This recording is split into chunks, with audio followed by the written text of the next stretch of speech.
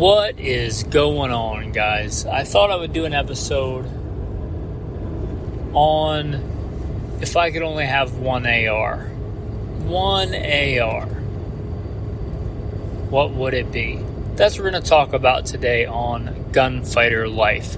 Welcome to the podcast where we talk about guns, gunfighting, tactics, ballistics, the right way with God Almighty at the center, Judeo-Christian values, and real-world first-hand experience. On that experience, I've been blessed to do a lot of things. They're in the bio and the show notes if you want to check that out.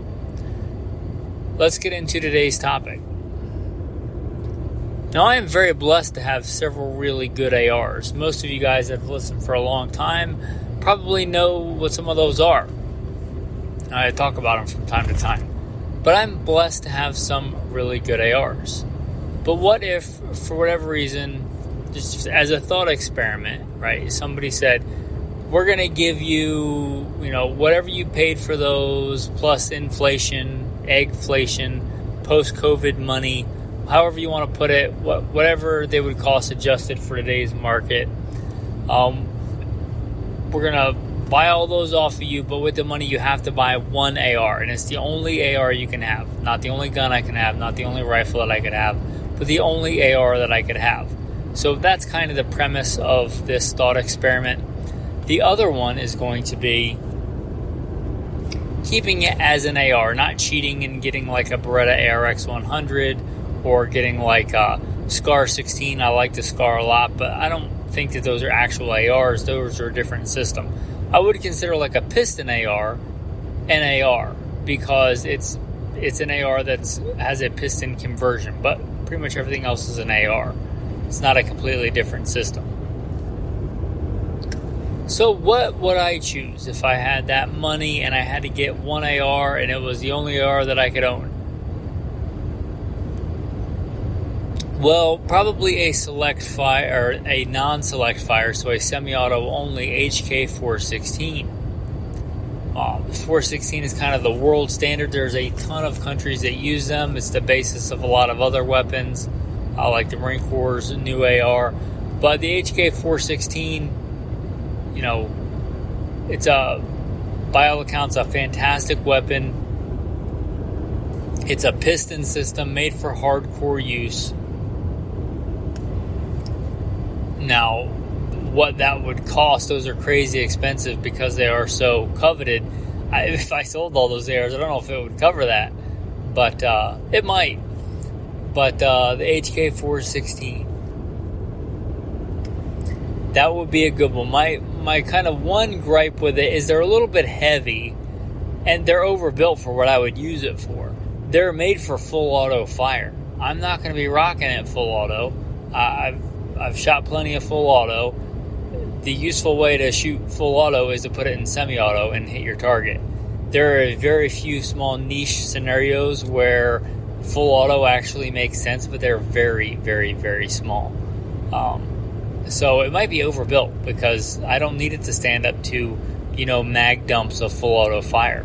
I don't need to stand up to that. But because it's overbuilt, it would be a good, rugged AR. So the HK416 would probably be my number one. Sidebar, if I sound a little tired, I am. I am driving home from a very, very rugged backcountry spring bear hunt. Trying to get home at a decent hour, but it was a lot of grueling terrain and a lot of miles covered in really steep, rugged wild country. It was a great day. But back to the ARs. Besides the HK416, what else would I choose? LMT, which is not a name you hear often with ARs or with anything really, but LMT makes some really good stuff. LMT makes the New Zealand fighting rifle. I believe it's the Mars, or that may be a slightly different model. They may just call it the New Zealand, military rifle.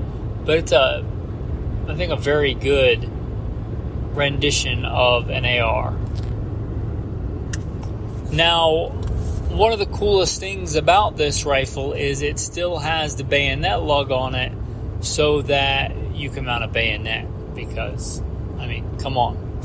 Plus, the bayonet lug is sideways, which is quite a unique feature, because if you didn't know, when you're in the southern hemisphere, you have to stab people sideways. It's just how that works. It's just settled science. But all joking aside, that is pretty cool, and it's a finely made rifle, made really well. It just looks like an AR done right. My one gripe with that one is the quad rail. Like, the quad rail is so, like, mid-2000s. I remember when they were all the rage. Remember when they came out. I don't think I've ever had. Oh, no, that's not true. I did. I did have like an M16A2 with a quad rail, long quad rail.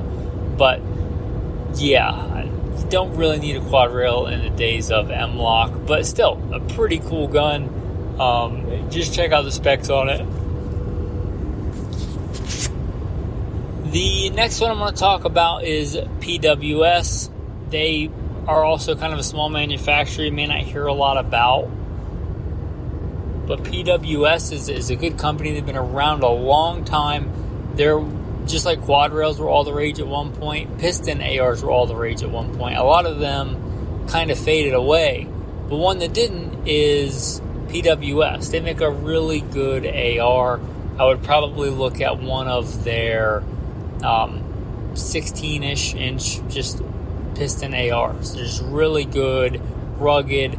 Again, they've been around a long time, so although piston guns are going to be proprietary, I don't see them going away anytime soon. They're well established. They're PWS. They make a good quality piston AR.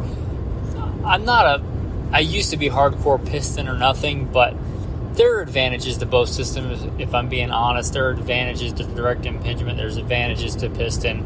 I personally like a piston, but I own more non-piston guns. They are the standard. And if you're looking at something easy to replace parts on and things like that and shoot a lot, the direct impingement makes a lot of sense. But if you want a piston, PWS, they make a good one. If you don't have a HK416 money, that's a good piston gun. And again, we're talking about, like, not a budget gun. We're talking about if I could only have one AR, I would put it in the running. I would give it some serious consideration to PWS. Now, they make some DI guns too, but I'm talking about their piston guns. The next one I'm going to talk about is Daniel Defense. It would probably be their Mark 12, their 18-inch. It's got a good reputation. It's been around a while. If I'm only going to get one AR, I'm not going to experiment around with something that might be good. All of these are good, proven, reliable designs that are well tested. And that Mark 12 is a well tested gun. Daniel Defense is not going to be cheap. But we're talking about if you could only have one, it would be a good one. 18-inch is a good compromise. I like 16-inch too. I don't think there's a whole heck of a lot of difference between a 16-inch and an 18-inch, but 18-inch is a good compromise between a 16 and a 20-inch. It's a good system. It's a good, proven, reliable rifle. It's gonna be a little bit more expensive because it's Daniel Defense, but if you could only have one, you probably want something that's premium. And I don't think Daniel Defenses are overpriced. I just think they're really high quality, highest quality components. I think they're a good gun. They're certainly not the best value, but I think they're a decent gun. They're kind of the staccato STI of the AR world. And the last one I'm going to talk about, Colt. Colt makes like the standard AR-15. There is nothing wrong with their AR-15s that I'm aware of. The old LE6920 or their newer CR6920s, I'm sure there's some minor differences, but that 6920 has been around a long time. Hard to beat. They make a bunch of different sub-variants of it.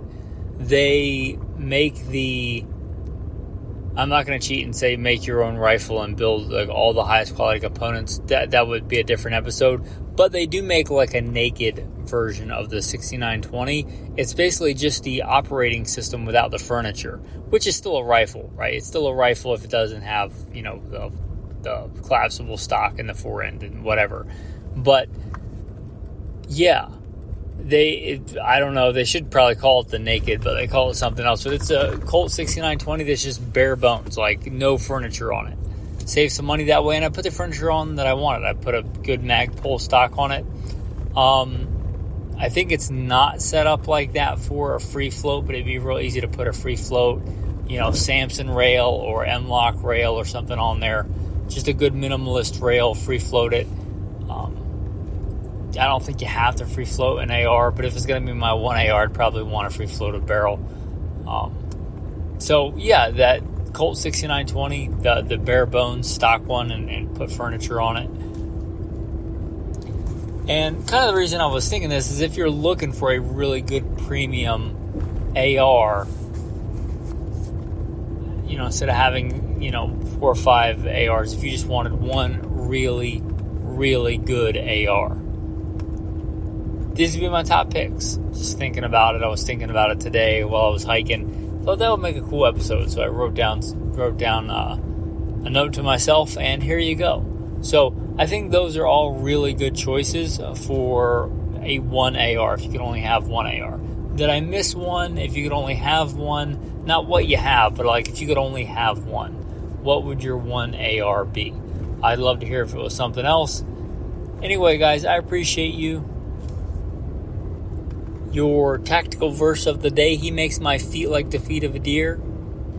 He sets me on high places. He teaches my hands to make war so that my arms can bend a bow of bronze. Thanks for listening, and have a blessed day.